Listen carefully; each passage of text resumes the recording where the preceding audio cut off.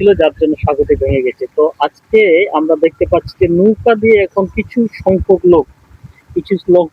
লোক পারাপার হচ্ছে, আমরা সেটাও দেখলাম। এবং এর আগে আমরা দেখতাম এই লোক দিয়ে প্রায় প্রতিদিন হাজারেরও বেশি মানুষ যাতায়াত করতো এই রাস্তা দিয়ে। তবে আজকে আমরা যেহেতু ভাইয়ের সাথে আমাদের দেখা হয়েছে, যেহেতু পারাপার করতেছেন, ওই ভাইয়ের কাছ থেকে আমরা কিছু শুনবো যে এইটা যে মেরামতের বিষয়টা, যে মানুষের যে যাওয়া আসার ব্যবস্থা কি করণীয় এবং তারা কি করলেন। ভাই, আপনার নামটা একটু বলুন। আমার নাম বিশাল মার্ডি, আমার বাড়ি দিগুলচাঁদ এখানে। গতকাল বৃষ্টির কারণে এই চোটাটা ভাঙে গেছে, কিন্তু অথচ এই নৌকা দিয়ে মানুষের পারাপার উচিত নয়। এই নৌকাটা হলো আমাদের শুধু মাছ মারার নৌকা। তো বেচারা অনেক জনগণ আসতেছে, এখন বলতেও পারতেছি না পার করব না। এখন ওদের ওদের দুঃখ কষ্ট দেখে আমরা দুই একজন করে মানুষ নিচ্ছি, নিয়ে কেউ 5 টাকা দিচ্ছে, কেউ 10 টাকা দিচ্ছে, এই আর কি। সময় পালে এদেরকে পার করতেছি, না হলে আমি একটু মাছ ধরতেছি। আচ্ছা ভাই, এটা যে ভাঙ্গা আজকে তো প্রায় 2 দিন হয়ে গেছে।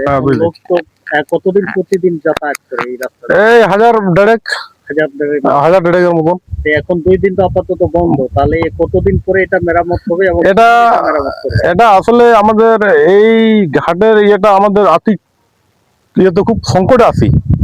তো আমরা বিভিন্ন জায়গায় একটু অ্যাপ্লাই করছি, যদি আমরা কোনো আর্থিক সহযোগিতা যদি পাই, তো যদি আমরা পাই তো আমরা অতি তাড়াতাড়ি আমরা ঠিক করব। চেষ্টা করতেছি আর কি। হ্যাঁ, যদি আমাদের আর্থিক সহযোগিতা যদি বাইরে থেকে কিছু আমাদের অনুদান আছে, আমরা চেষ্টা করতেছি, এবং অন্যান্য যারা যাত্রী এই ঘাটে পারাপার হইতেছে তারাও চেষ্টা করতেছে, তারাও সহযোগিতা দিচ্ছে। আচ্ছা, যদি আপনার সহযোগিতা পান সরকার থেকে বা স্থানীয় কোনো এরকম লোক যারা সহায়তা করবে, যদি সহায়তা করে তাহলে এটাকে তাড়াতাড়ি আপনারা আমরা ঠিক মেরামত করব। আচ্ছা, তাহলে আমরা জনগণের কাছ থেকে এইটুকু আমরা আপনারা কি আর কি প্রত্যাশা করেন আগামী দিনে, আর কি করতে চান? মানে আগামী দিনের আমরা ভবিষ্যতে এটা যদি একটা ব্রিজ যদি হতো আরো সুবিধা হতো।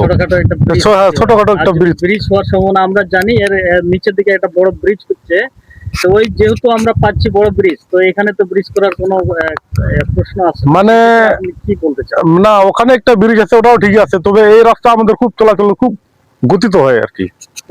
প্রচুর লোক ওই ব্রিজটাতে, এই ঘাটটা অন্তত আপনার আফতাবগঞ্জ, নবাবগঞ্জ, স্বপ্নপুরি, আর এদিক দিয়ে আপনার বিরামপুর বা ফুলবাড়ি, আমাদের এই রাস্তাটা খুব সোজাসুজি হয় আর কি।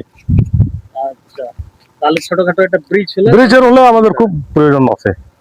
তাহলে আচ্ছা, প্রিয় দর্শক বন্ধুগণ, আজকে আমরা সত্যি অনেক দুঃখের বিষয় আমাদের বলতে হচ্ছে, প্রতিদিন প্রায় 1000 থেকে 1500 মানুষের যাতায়াত এই সাঁকোর উপর দিয়ে। আপনারা দেখতে পাচ্ছেন এটা হলো বাঁশের সাঁকো, এবং গতকালকে যে মুষলধারে বৃষ্টির কারণে এই সাঁকোটি ভেঙে গেছে, আর যার জন্য আজকে মানুষের যাতায়াতের অনেক সমস্যা হয়েছে।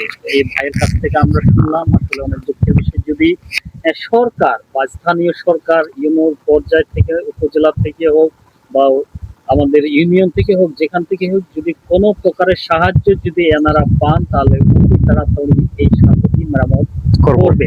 এই প্রত্যাশা রেখে আশা করবো আরো স্থানীয় যে সমস্ত সরকারের লোকগুলো এরকম কাজ করছেন, তাদের কাছে আমাদের অনুরোধ, আসলে আবেদন, আপনারা একটু হাত যদি বাড়িয়ে দেন, তাহলে স্থানীয় মানুষদের জন্য অনেক সুবিধা হবে যাতায়াতের জন্য।